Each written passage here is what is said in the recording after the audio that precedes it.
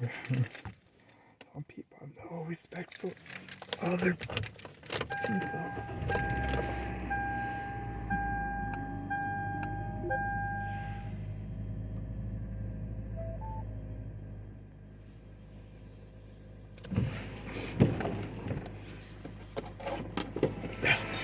With everything you have on your plate, earning your degree online seems impossible. But at Grand Canyon University, we specialize in helping you fit a master's degree in nursing into your busy day. Achieve your goals with a plan and team behind you. Balance online coursework and in-person, local clinical, practicum, or immersion hours as you work towards graduation while leaving room for what matters. Find your purpose at Grand Canyon University. Visit gcu.edu.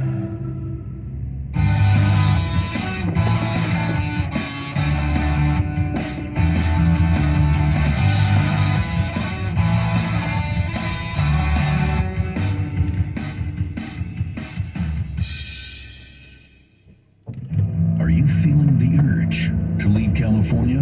You're not alone.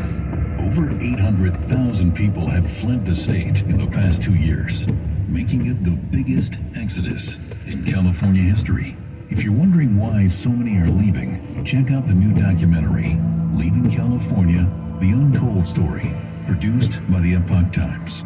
This 70-minute film reveals the 8 striking reasons that have turned millions of lives upside down in California and triggered this mass exodus. Whether you're planning to stay or go, this documentary is an absolute must-see. Thousands of people are already raving about it. Don't miss out. Visit leavingcalifornia.com to watch it now. That's leavingcalifornia.com. Your future in California could depend on it.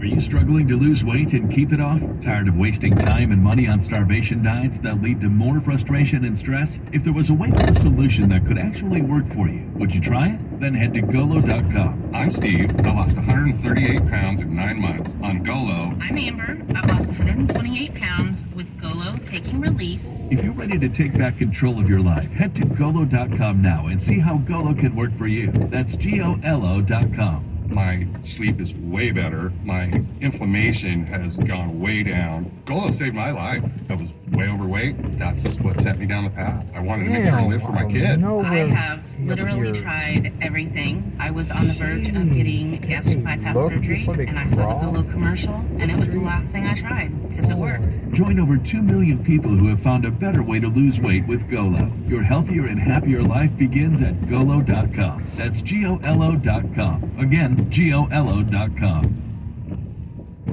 The Ad Council.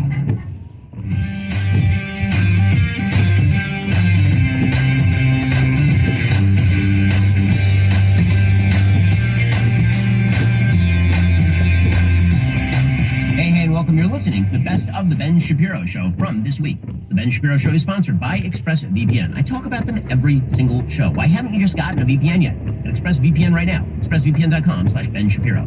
Leave us alone. Leave us alone. We want privacy. We want Okay, so, as it turns out, South Park was right yet again. Meghan Markle and Prince Harry. It is astonishing how they chase after cameras while claiming that they are attempting to run away from cameras. The latest iteration of this story is that Meghan Markle and Prince Harry are now claiming that they were involved in a near-fatal paparazzi chase in New York City. Now, this is all part and parcel of the broader narrative that has been presented by Prince Harry and Meghan Markle. Prince Harry says that he is able to be sort of in a bimbo idiot ne'er-do-well who abandons all family loyalty because the paparazzi killed Princess Di. If you read his memoir, this is his claim, is that Princess Di didn't actually, she wasn't killed by the driver of the limousine in which she was riding. It was traveling at a high rate of speed through a tunnel. No, what actually happened is that the paparazzi caused his mom to be killed, and he himself has been victimized by the paparazzi, and his whole life is about how the paparazzi had victimized him. Meanwhile, Meghan Markle has been cosplaying as Princess Diana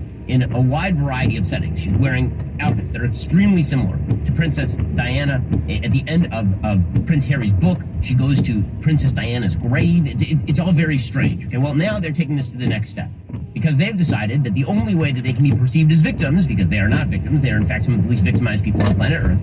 This is just one aspect of being a prince, and then of being a second-rate actress who marries a prince and becomes a princess, and then living in California where you make ridiculously narcissistic documentaries about yourself and then get paid by Netflix to do so. Well, now they have to regain victimhood status and attention. And the only way really to do that is to claim that they are being brutally victimized by, wait for it, the paparazzi. So according to page 6, Prince Harry and Meghan Markle are, quote, extremely upset and shaken after being involved in a near-catastrophic 2-hour paparazzi chase in New York City on Tuesday night. The Duke and Duchess of Sussex were traveling with Markle's mom, Doria Ragland, were pursued by photographers after leaving the Ziegfeld Theater, where the former actress was honored by Gloria Steinem at the Women of Vision Awards in Manhattan, which sounds absolutely insufferable. An event with both Meghan Markle and Gloria Steinem? Wow. I need that like a fish needs a bicycle. The trio left the event in an SUV around 10 p.m. They were immediately followed by around 12 paparazzi, according to page 6. This is what they were told. They eventually decided to ditch their original vehicle and jump into a yellow cab in the hopes of evading photographers, according to a source. Okay, so first of all, as a person who travels with security nearly all of the time, let me tell you a thing we have never done. A thing we have never done is get from a secured vehicle into a yellow cab to evade photographers. That's stupid. Like, unbelievably stupid. First of all, you're in the car. So if somebody is trying to photograph you and you are in a car, typically these cars have shaded windows. So what? We're going to take a picture of the car, or a picture of you getting out of the car and going back to your hotel. Okay, like, where were you planning to go? And I'm sorry for the whole singing in the rain bit, where you're like running from car to car across the tops of buses and stuff, but I don't believe you.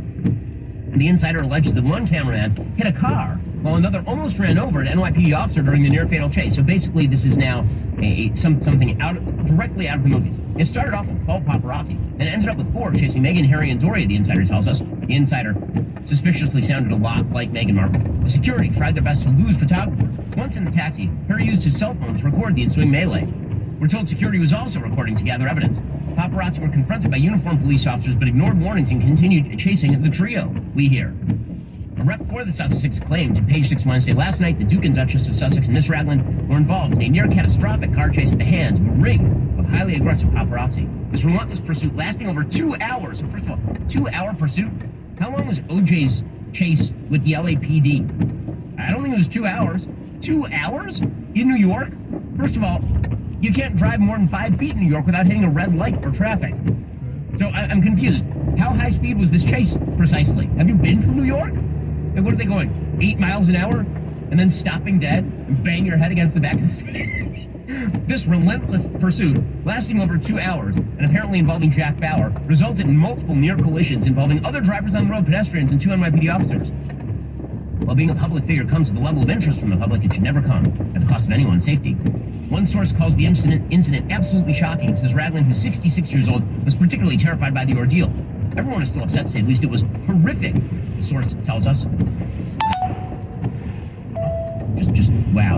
Well, now questions have emerged. By the way, this is happening right as the Duke of Sussex police bodyguards were removed after he stopped being a working royal in 2020. And now they are attempting to get the royals to pay for their security again. So this is all part and parcel of a broader attempt to get other people to pay their bills, apparently.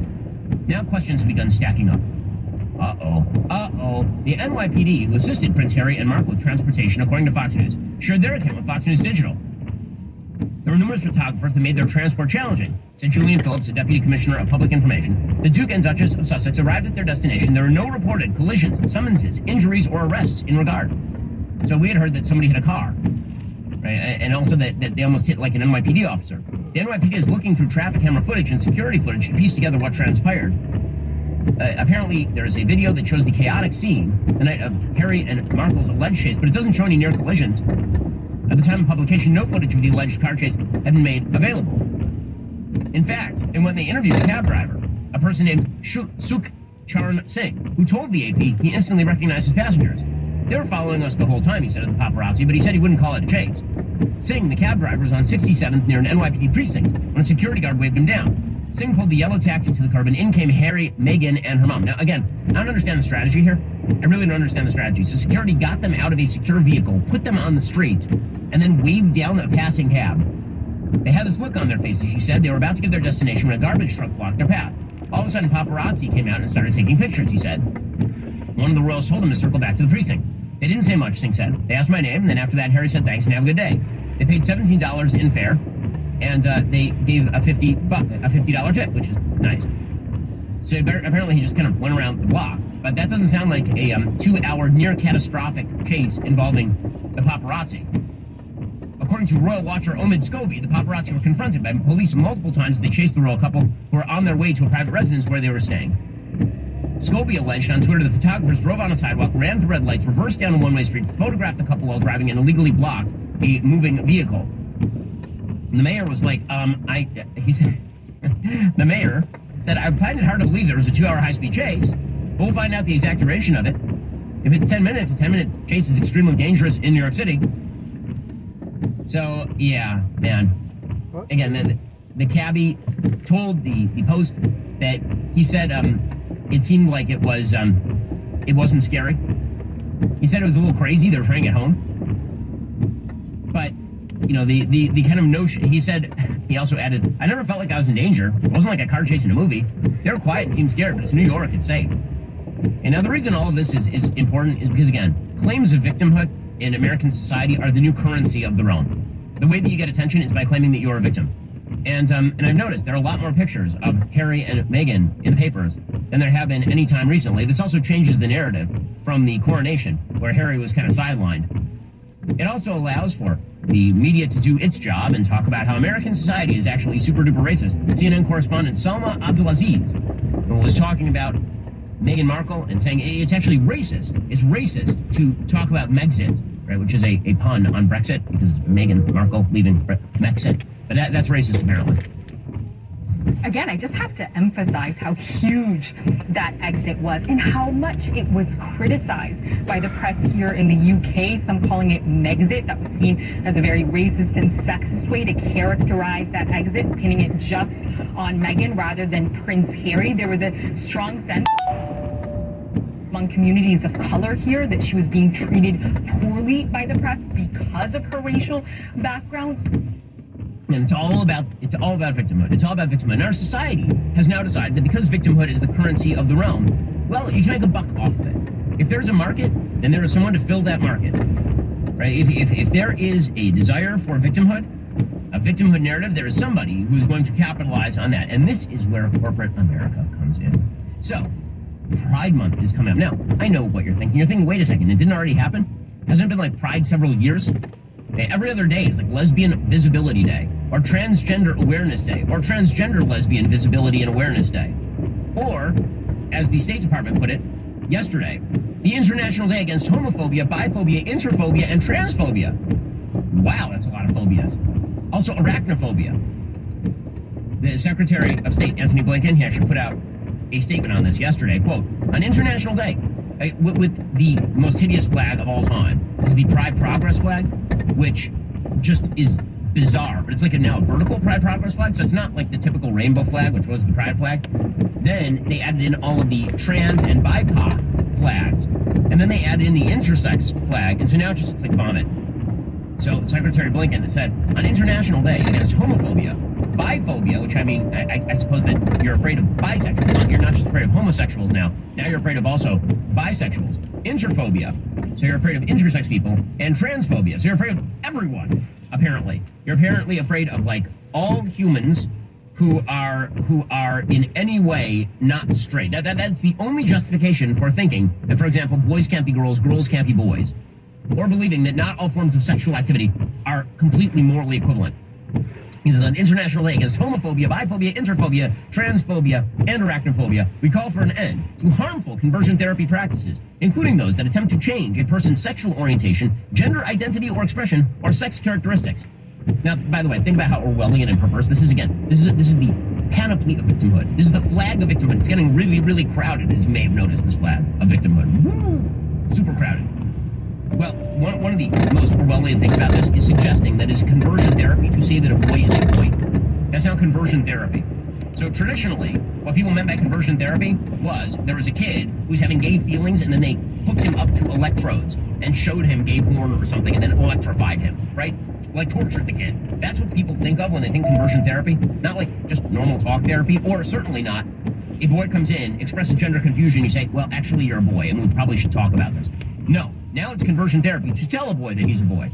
It is not conversion therapy to chop off his and add a couple of breasts. That right there, that would not be conversion therapy. That's gender affirming care.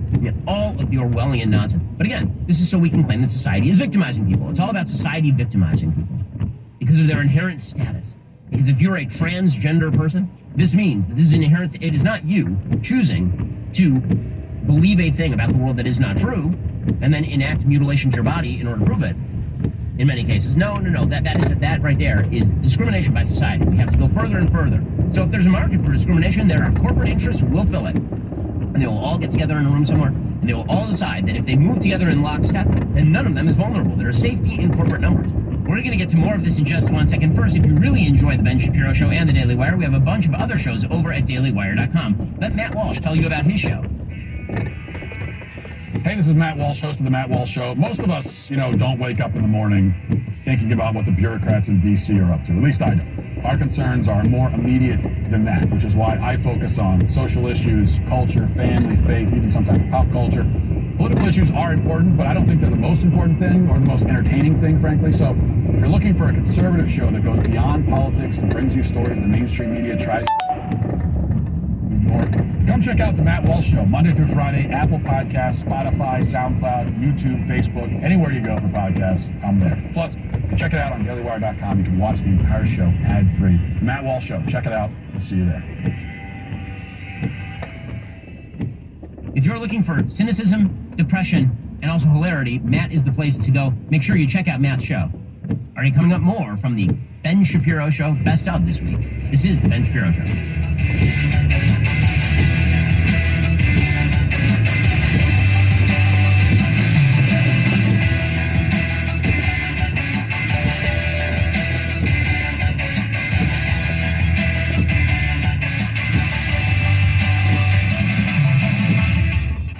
It's Ram season, which means it's time to serve with Ram 1500, Ram 3500, and Ram TRS. Hurry in now for great deals on the trucks that are built to serve. Right now during Ram season, get 10% below MSRP on the purchase of a 2023 Ram 1500 Laramie. Not compatible with lease offers or with any other consumer incentive offers. Contact dealer for details. Take retail delivery by 5/31/23. No one likes to talk about money, but everyone wonders if they're doing the right things with their money. Am I saving enough? Can I buy a house? Am I paying too much in taxes? Will I be able to retire? There's no easy way to understand how you're doing. Not knowing is limiting your potential.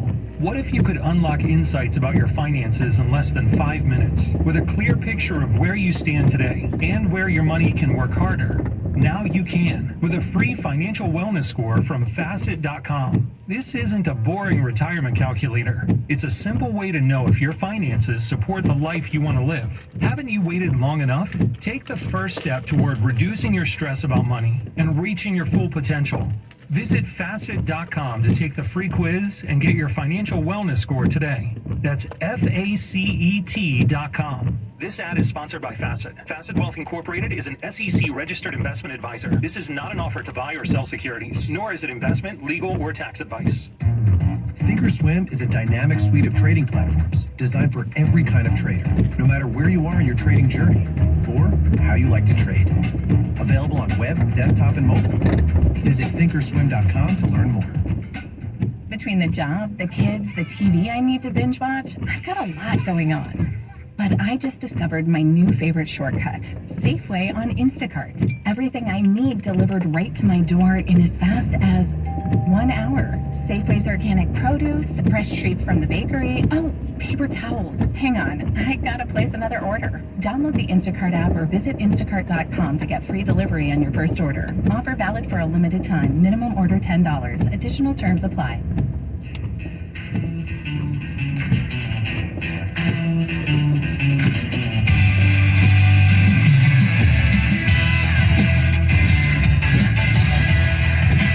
Welcome back. This is the Ben Shapiro Show. Here's some of the best of the stuff that we were talking about this week.